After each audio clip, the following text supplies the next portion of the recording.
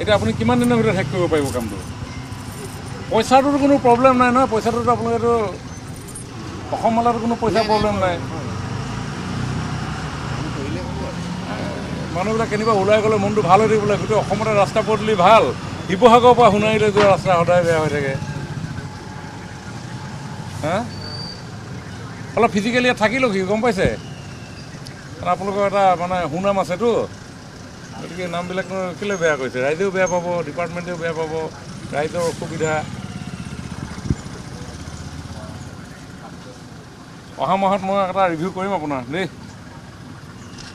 Bar chart এটা বনাই লওক বাৰ চাৰ্ট এটা বনাই পিনি যাতে মানে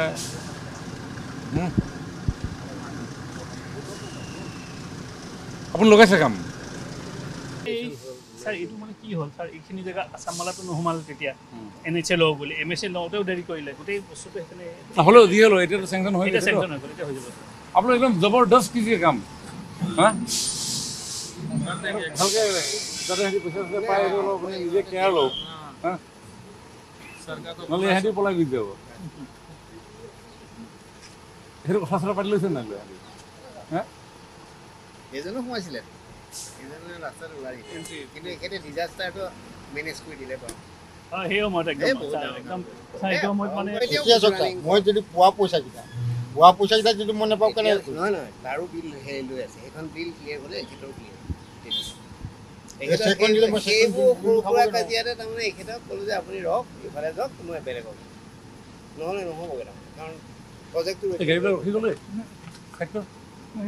ৰাইজে বেয়া পাই আছে আমাৰ এইটো ঠিক কৰাই দিম ঠিক কৰাই দিম আৰু এইডোখৰ পৰা আপোনাৰ এইটো আছামৰ এইটো 18 কিলোমিটাৰ 24 25 তাৰমানে এইটো ছাৰ দেখাত কিবা এক্সপেৰিমেণ্ট টাইপ হৈছে কিন্তু অন্য নহয় কামটো হওক বুলিয়ে কৰি থকা নহ'লে কেঞ্চেলেশ্যন চলিউশ্যন নহয় কাৰণ নাজিৰা যিটো কাম কেঞ্চেল কৰি এৰিয়েলত কৰালে মানে উঠিবলৈ মানুহক কওঁৱে পিছদিনাৰ পৰা যদি কণ্ট্ৰেক্টৰ তাত থাকে তেতিয়াহে নহ'লে মানুহক ক'ত খান্দি পেলাই অশান্তি দিয়া হ'ব ফিল্ডতো মানুহ নাই গতিকে আমি পইচাও দিব পাৰোঁ এতিয়া ইহঁতি আহিছে যেতিয়া মই আকৌ সেই যিখিনি বেনিফিট পালে সিহঁতক উঠাইছোঁ সেইটোতো ইছ্যু নাই পইচাটো আছে পইচাটো মানুহে পাইছে ন এই মাহত অলমষ্ট মানে কাম কৰিলেহে মানুহে গম পাব যে মোৰ উঠিব লাগে কামেই নাই তেনেকুৱা হৈ আছিলে আধাতে আগফালৰ ড্ৰেইনটো কাটি পেলাই গুচি গ'ল সেইটো কিমান টকা প্ৰজেক্টটো এইটো 100 ক্ৰ'ৰ্ছ 121 ক্ৰ'ৰ্ছ 121 আপোনাৰ প্ৰগ্ৰেছ হ'ল মাত্ৰ 80 ক্ৰ'ৰ এইফালে 18 এইফালে কিমান এইফালে আমাৰ ছাৰ 20% মান হৈ গ'ল ছাৰ কিমান টকা এইটো 21 কোটি টকা 21 কোটি চিংগল বিল লৈ পিনি শেষ কৰি পেলাও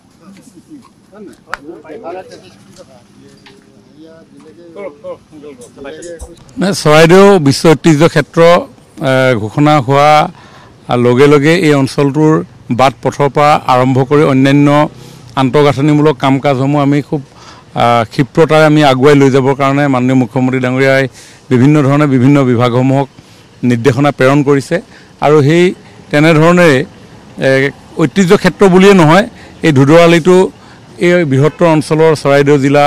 শিৱসাগৰ জিলাৰ ৰাইজৰ কাৰণে যোগাযোগৰ অন্যতম এটা গুৰুত্বপূৰ্ণ পথ আৰু এই পথটিও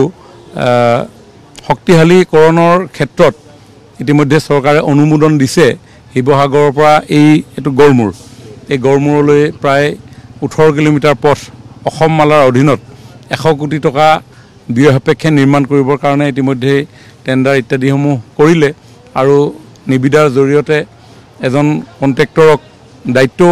অৰ্পণ কৰিছিলে শিৱা হৰলালকা বুলি কিন্তু তেওঁ দায়িত্ব লৈ যেনেধৰণে কামৰ অগ্ৰগতি কৰিব লাগিছিলে অগ্ৰগতি নকৰাৰ ফলত পথটো যথেষ্ট বিধ্বস্ত প্ৰায় হৈ পৰে তাৰপিছতে মাননীয় মুখ্যমন্ত্ৰী ডাঙৰীয়াৰ হস্তক্ষেপত বিভাগসমূহক নিৰ্দেশ দিয়া হ'ল যাতে অতি শীঘ্ৰে এই পথটো পুনৰ নিৰ্মাণৰ কাম আৰম্ভ কৰিব পাৰি আৰু তাৰ কাৰণে অন্য এজন নিৰ্মাণকাৰীৰ লগত যিজনে আনুষ্ঠানিকভাৱে এই ঠিকা আবণ্টন পাইছিল তেওঁলোকৰ লগত এটা বুজাবুজি কৰাই দিছে ডিপাৰ্টমেণ্টে এই ক্ষেত্ৰত খুব ওচৰৰ পৰা লাগি আছে আৰু ইতিমধ্যে যিজন নতুন নিৰ্মাণকাৰী সংস্থা তিনিচুকীয়াৰ কুশল শৰ্মা তেখেতে আহি ইতিমধ্যে মেন মেটেৰিয়েলছ এইবিলাক সকলোবিলাক আহি ছাইটত যোগাৰ কৰিছে আৰু তেওঁলোকে কাম ইতিমধ্যে আৰম্ভ কৰিছে। কিন্তু মই আজি নিজে ইয়ালৈ অহাৰ পিছত এই পথটো কেইবাবাৰো আহিছোঁ, গতিকে ইয়াৰ জৰাজীৰ্ণ অৱস্থাটো দেখি আজি আমাৰ বিভাগৰ ইঞ্জিনিয়াৰসকলক মই মাতি আনিছিলোঁ আৰু তেওঁলোকে মোক সবিশেষ জনাইছে। আৰু এই গড়মূৰৰ পৰা সোণাৰীলৈ 24 কিলোমিটাৰ পথটো এইটো যিহেতু নেশ্যনেল হাইৱে হ'ব, গতিকে নেশ্যনেল হাইৱে হ'লে অট'মেটিকেলি ইয়াৰ ৱাইডনিং মানে বহলীকৰণৰ কাম হ'ব। নেশ্যনেল হাইৱে অথৰিটিয়ে কাম কৰি আছে, কিন্তু সেই প্ৰজেক্ট লোৱাৰ আগলৈকে যাতে পথটো সুচল ৰূপত ব্যৱহাৰ কৰিব পাৰি তাৰ কাৰণে 21 কোটি টকা ব্যয় সাপেক্ষে প্ৰায় 24 কিলোমিটাৰ পথ নিৰ্মাণৰ কামো ইতিমধ্যে হৈ আছে। আৰু চৰাইদেউ জিলাৰ কাৰ্যবাহী অভিযন্তাকো মই মাতি আনিছিলোঁ আৰু যিজনে কাম পাইছে তেওঁৰ লগতো কথা পাতিছোঁ, বিনোদ বৰগোহাঁই, আৰু তেওঁ কাম কৰি আছে। তেওঁ মোক কৈছে যে 1.5 মাহৰ ভিতৰত গড়মূৰৰ পৰা শিৱসাগৰ পৰ্যন্তটো শেষ কৰিব পাৰিব। আৰু শিৱসাগৰৰ যিটো এই গড়মূৰৰ পৰা শিৱসাগৰৰ যিটো অসমমালা, এই অসমমালাটো ইতিমধ্যে মই ফোনতে কথা পাতিছোঁ হৰলালকা ডাঙৰীয়াৰ লগত, আৰু তেওঁ কৈছে যে মাৰ্চৰ ভিতৰত কমপ্লিট কৰিব পাৰিব। গতিকে মই আশা ৰাখিছোঁ যে তেওঁলোকে কথা দিয়া মতে আমাৰ বিভাগসমূহে খুব সূক্ষ্ম নিৰীক্ষণেৰে ৰাইজৰ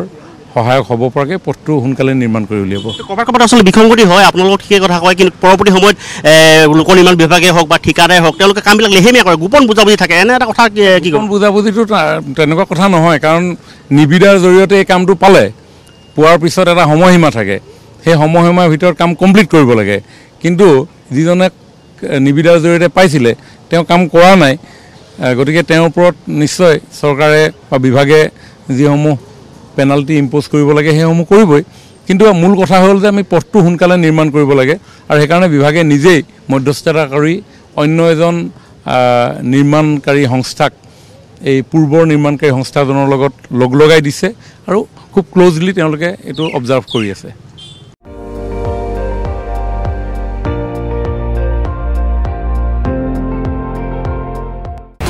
আপুনি চাই আছে ND24, সৰ্বশ্ৰেষ্ঠ নহয় সৰ্বোত্তমৰ দৌৰ।